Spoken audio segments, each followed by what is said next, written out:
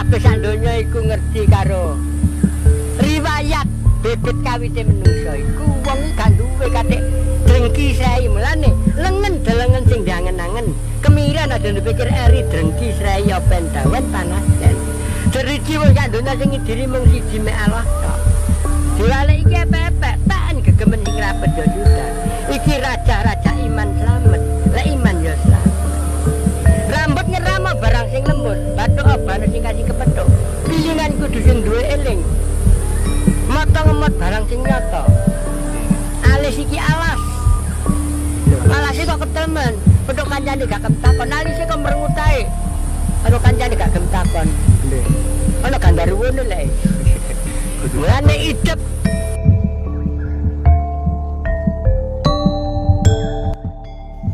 Assalamualaikum warahmatullahi wabarakatuh. Halo, berjumpa lagi dengan Okid Gondrong Channel. Kali ini kita berada di kawasan Desa Temborejo Muncar, Banyuwangi, yang letaknya di dekat Pasar Muncar.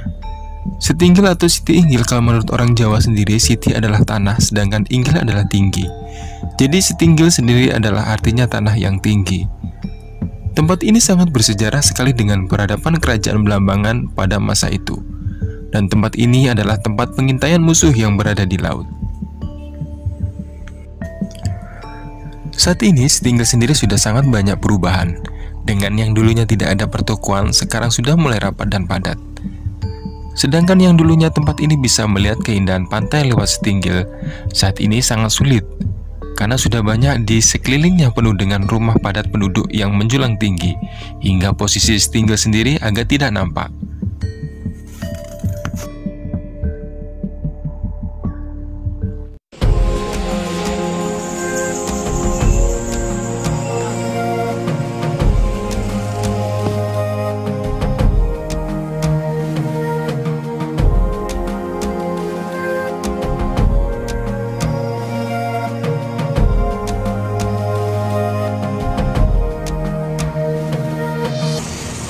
Assalamualaikum warahmatullahi wabarakatuh. Berjumpa lagi dengan channel kita. Saat ini kita berada di kawasan Siti Inggil, Temborejo Muncar, Banyuwangi. Kali ini kita berada di sini untuk melihat secara langsung keberadaan situs yang dulunya pernah berada di kejayaan kerajaan Majapahit atau mungkin di kerajaan Belambangan. Untuk saat ini kita ingin ngobrol-ngobrol secara langsung dengan Bapak Slamet sebagai kepala dusun dan juru kunci yang berada di kawasan Siti Inggil.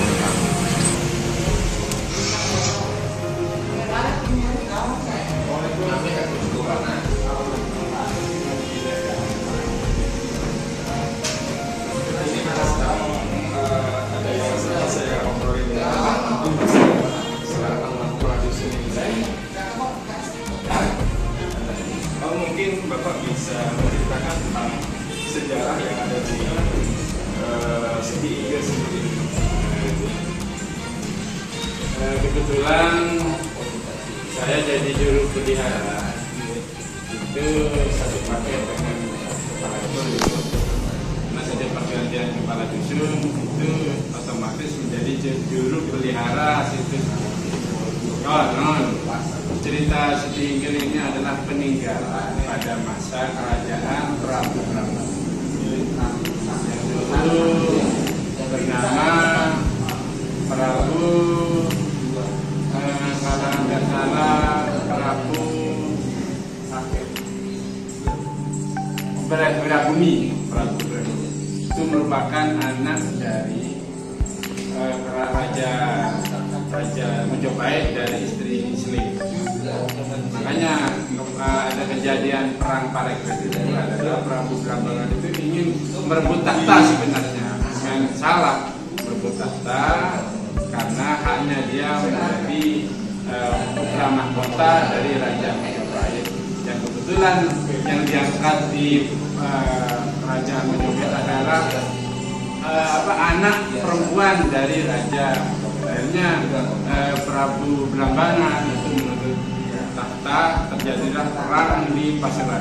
Jadi istilah perang Parekrut. Terus mengenai situs Inggil ini adalah itu sekarang menjadi tempat tempat wisata religi. Kebetulan pas hari-hari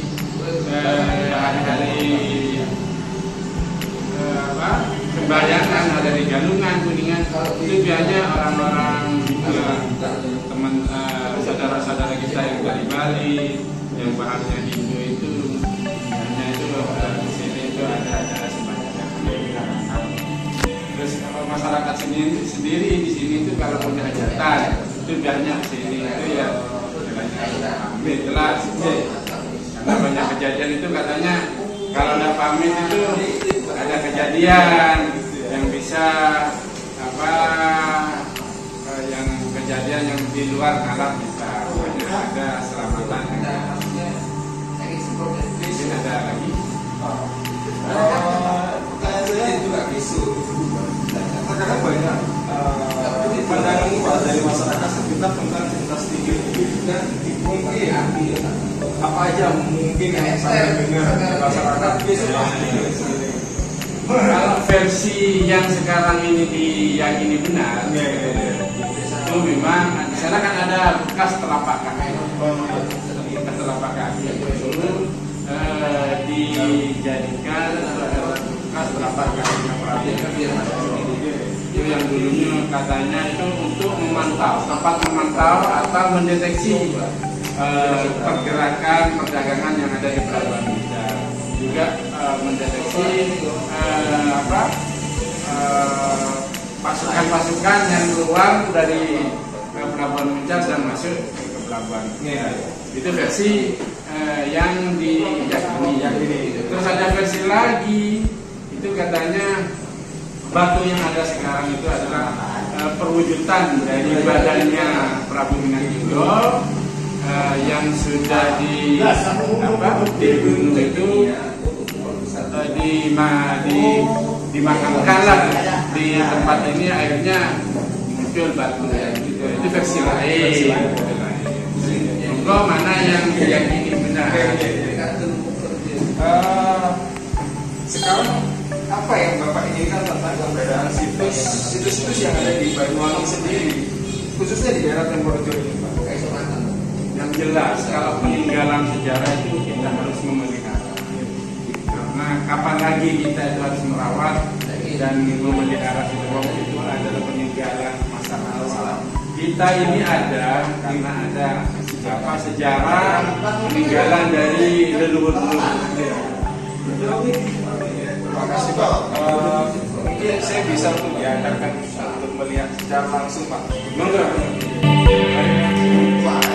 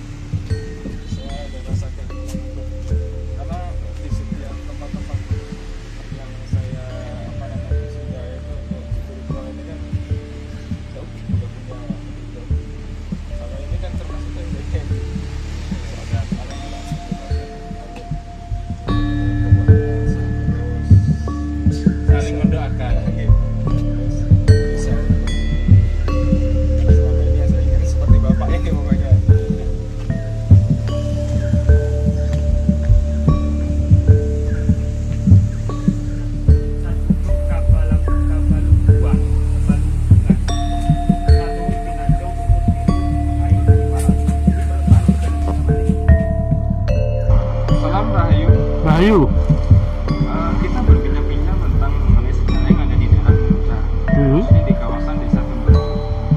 Menurut pandangan Mas Agung dalam sejarah selama ini, tempat Setinggil itu sendiri tempat apa dan siapakah yang pernah di sana? Setinggil ya. Jadi kalau menurut analisa sejarah ya, teman-teman dari sejarah itu, bahwa peradaban di Muncar itu adalah peradaban zaman kerajaan Blambangan yang tertulis di sejarah Banyuwangi. Disebutkan bahwa Raja Blambangan yang bernama Prabu Danurejo itu berkuasa sekitar tahun 1697 sampai 1705. Itu menitahkan ya, karena pada waktu itu keraton Macan Putih sudah hancur akibat amarah dari Pangeran Sosonegoro, maka Prabu Danurejo ini yang merupakan cucu dari Prabu Tawangalun menitahkan untuk membabat alas kebruan dan memberikan istana di sana. Nah, istana inilah yang sekarang berada diberikan di area sekitar Muncar itu, sampai diteruskan dengan putranya yaitu Prabu Danuningrat yang berkuasa sekitar tahun 1736 sampai 1763. Jadi kalau ditanya peradaban di sana itu apa adalah, menurut saya adalah kerajaan Blambangan pada masa Prabu Danurejo dan Prabu Danuningrat yang merupakan cucu dan cicit dari Prabu Tawangalun di Macan Putih. Tetapi setelah kami mempelajari lebih lanjut, ternyata di peta kuno Blambangan pada tahun 1724 di sana itu sebelum juga ada disebutkan bahwa di sana adalah peradaban dengan nama Balamboa. Itu yang di peta kuno itu.